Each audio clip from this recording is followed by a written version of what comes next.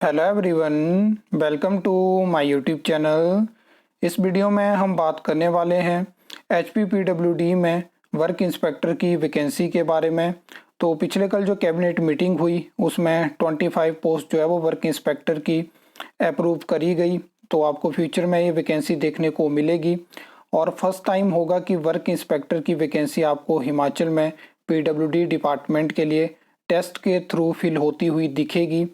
और एक चीज़ मैं आपको और बता दूं कि इसी साल जनवरी में 25 पोस्ट ऑलरेडी जो है वो अप्रूव है वर्क इंस्पेक्टर की। तो टोटल ये 50 वैकेंसी हो जाती है जो कि आपको टेस्ट के माध्यम से देखने को मिलेगी। और इसमें मैं आपको जो सैंक्शन कैडरे है वो भी एक वीडियो में बता चुका हूँ। ओवरऑल कितनी वैकेंसी है वो भी उस वीडियो में मैंने आपको बताया हुआ है। और उस डेटा के अकॉर्डिंग अगर हम बात करें तो 6 महीने पहले का वो डेटा है। तो 350 वहाँ पे वैकेंसी थी डायरेक्ट रिक्रूटमेंट, यानी जो टेस्ट के माध्यम से वैकेंसी फिल होती है। और अभी उस 350 में से 50 वैकेंसी जो है वो अप्रूव कर दी गई है। 2022 में 39 जो हैं वो already work inspector outsource basis पे भी रखे गए थे। और यहाँ पे अगर हम R&P रूल्स की बात करें तो ये लेटेस्ट R&P रूल्स देख सकते हो आप। 2020 में R&P रूल्स आपको जो JEE सिविल के भी देखने को मिले थे, तो उसी के साथ आपको जो है वो वर्क इंस्पेक्टर के भी देखने को मिले थे। उसके बाद 2 बार जो है वो JEE सिविल के नए R&P रूल्स आ चुके हैं, लेकिन वर्क इंस्पेक्टर के वही R&P रूल्स हैं। तो क्वालिफिकेशन देख लेते हैं। तो यहाँ पे मैट्रिक और उसके साथ में ITI का डिप्लोमा होना चाहिए। सर्वेयर ट्रेड में आपका डिप्लोमा होना चाहिए। उसके अलावा आपके पास डिप्लोमा इन सिविल इंजीनियरिंग है, तो तब भी आप एलिजिबल हो, आप वर्क इंस्पेक्टर की पोस्ट के लिए अप्लाई कर सकते हो। तो ये चीज़ें मैंने बता दी।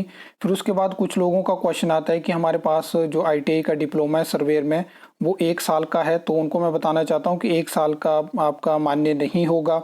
और डिप्लोमा यहाँ पे मेंशन है 3 ईयर डिप्लोमा आपका होना चाहिए।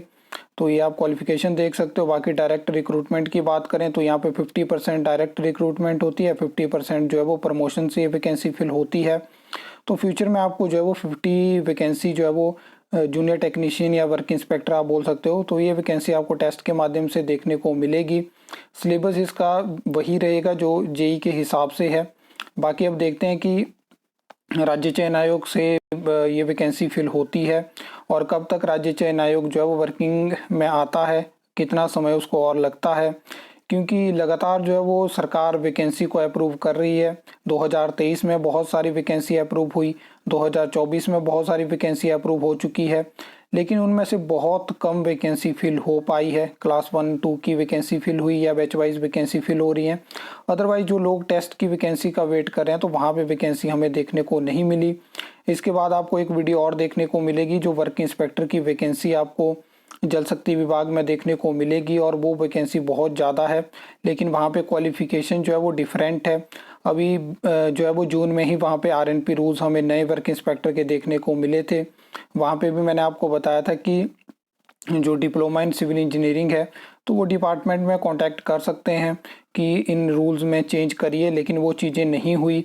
और अब वहाँ पे क्वालिफ़िकेशन कुछ और है और यहाँ पे कुछ और है। तो ऐसा होता है कि किसी डिपार्टमेंट में उस पोस्ट के लिए रेफरेंस के बेसिस पे आप वहाँ भी चेंज करने की मांग कर सकते थे। क्या अभी भी चेंज हो सकती है उसका मुझे फ़िलहाल आइडिया नहीं है। आई होप आपको ये वीडियो अच्छी लगी होगी, इन्फॉर्मेटिव लगी होगी। तो वीडियो को लाइक कमेंट शेयर कर सकते हो, चैनल को सब्सक्राइब कर सकते हो फर्दर न्यू अपडेट्स के लिए।